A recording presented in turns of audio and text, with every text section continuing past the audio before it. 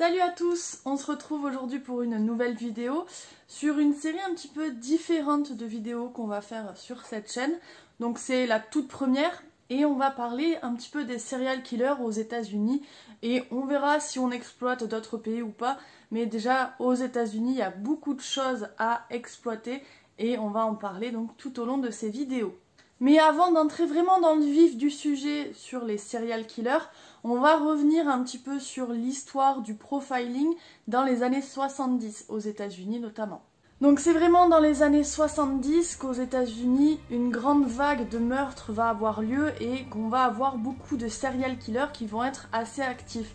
Donc ça va être un terme qui ne sera pas encore utilisé dans les années 70 aux États-Unis, mais on va y venir en tout cas au fur et à mesure des années 70, notamment grâce au travail du FBI.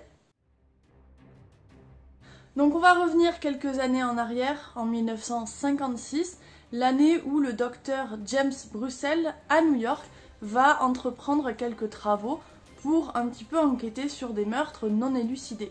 Et il va commencer à définir un terme, donc le profiling, pour essayer d'avoir des profils justement de meurtriers et voir si on peut avoir des points communs entre différents meurtriers. Donc lui, il va examiner les scènes de crime notamment et aussi examiner le profil psychologique des tueurs. Et c'est grâce à ça qu'il va commencer à mettre en place ce terme de profiling. Notamment grâce à cette méthode-là qu'il a inventée, il arrivera à démasquer George Metesky, le tueur à la bombe. Il était surnommé comme ça dans ces années-là. Ensuite, en 1969, Howard Teten, ancien policier, va travailler lui aussi sur ce terme de profiling et revenir sur les travaux du docteur Brussel. Il va dans un premier temps travailler au FBI à Quantico et va enseigner la criminologie appliquée. Et il va donc s'entretenir un petit peu avec le docteur Brussel pour voir qu'est-ce qui l'a intéressé vraiment dans le profiling et qu'est-ce qui pourrait être amélioré au fur et à mesure des années. Puisqu'il y a quand même 13 ans qui sont passés depuis donc, les premiers meurtres élucidés grâce au profiling. Après cet entretien, il faut croire que ça a été assez miraculeux puisque Howard Teten est arrivé à élucider un bon nombre de crimes justement grâce à cette méthode-là. Dans les années 70, on va continuer d'enseigner ces méthodes au FBI et on va essayer aussi d'être un petit peu plus précis.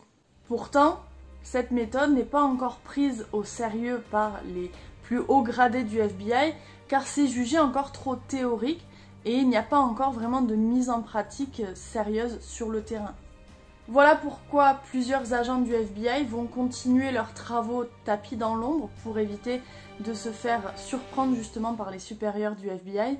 Donc on a les célèbres Pat Mulany, on a aussi Robert Ressler et le plus connu d'entre eux, ça reste John Douglas, dont la série donc Mindhunter a été inspirée et qui est sortie en 2017. D'ailleurs, petit aparté sur la série Mindhunter, donc ça s'inspire de faits réels justement dans les années 70 et c'est très intéressant, donc allez la voir si ça vous intéresse. Il y a 2 saisons déjà qui sont sorties et c'est disponible sur Netflix et un peu partout sur les plateformes de streaming d'ailleurs.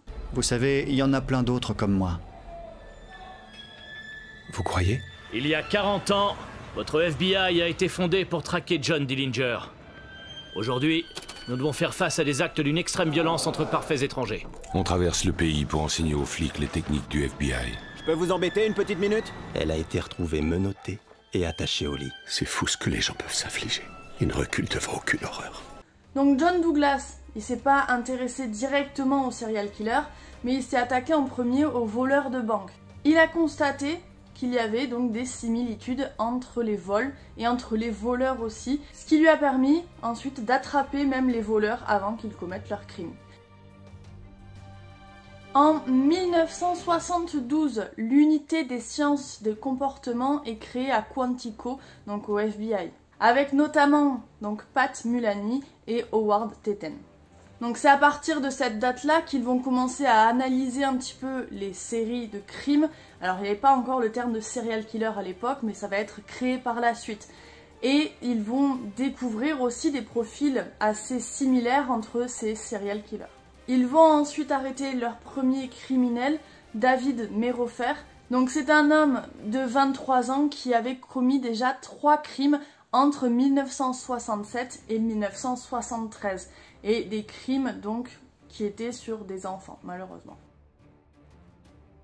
En 1974, le détective Robert Keppel va aussi travailler sur ses méthodes de profiling pour essayer de dénicher un tueur en série qui sévissait dans l'état de Washington à l'époque et qui s'est révélé quelques années plus tard être très connu puisqu'il s'agissait de Ted Bundy.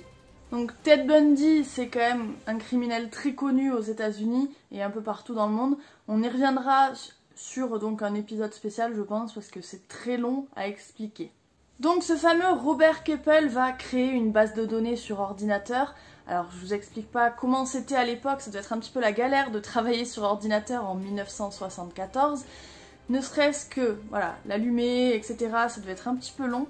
Mais il est arrivé à créer cette base de données, donc rassemblant des profils types de criminels et rassemblant toutes les infos, surtout sur chaque crime, les photos décrites, pas directement importées sur ordinateur à l'époque, mais voilà, on avait quand même pas mal d'informations et c'était une nouvelle technologie en 1974 qu'il fallait exploiter. Ce qu'il va réaliser, c'est que les criminels vont avoir quand même pas mal de points en commun, notamment 4 dominantes qui ressortent le plus. Donc on a la volonté en premier de vouloir s'affirmer en tuant quelqu'un.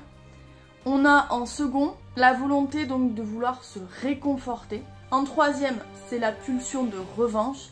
Et en quatrième, c'est la motivation donc sexuelle. Une sorte donc de colère, d'excitation sadique. Voilà les 4 points que Robert Keppel va mettre en avant.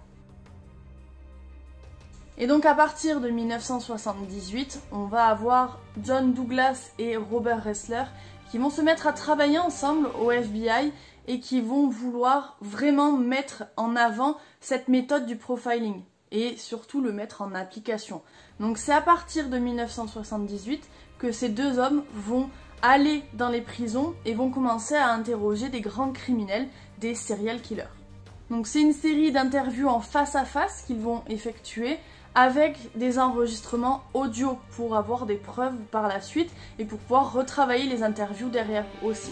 Et c'était encore en 1978 mal vu par les supérieurs du FBI, donc ils ont fait toutes ces interviews de façon informelle, sans approbation officielle.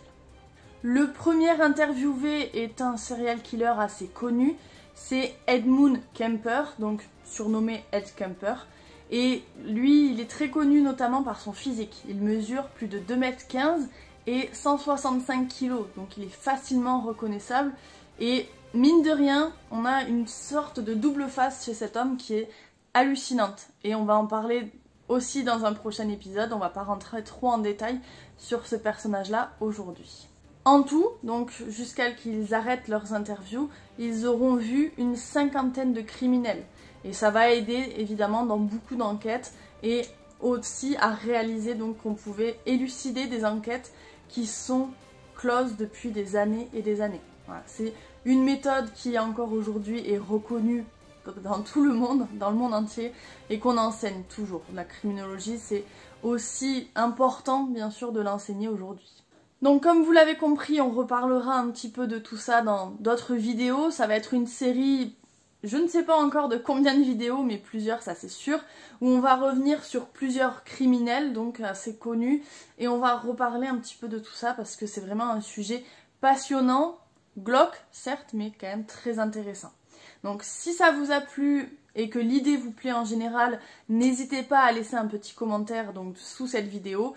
Vous pouvez aussi vous abonner, ça me fera réellement plaisir, et laisser un petit pouce bleu sur cette vidéo. On se retrouve donc très bientôt, je vous fais de gros bisous de loin comme d'habitude, et à très vite.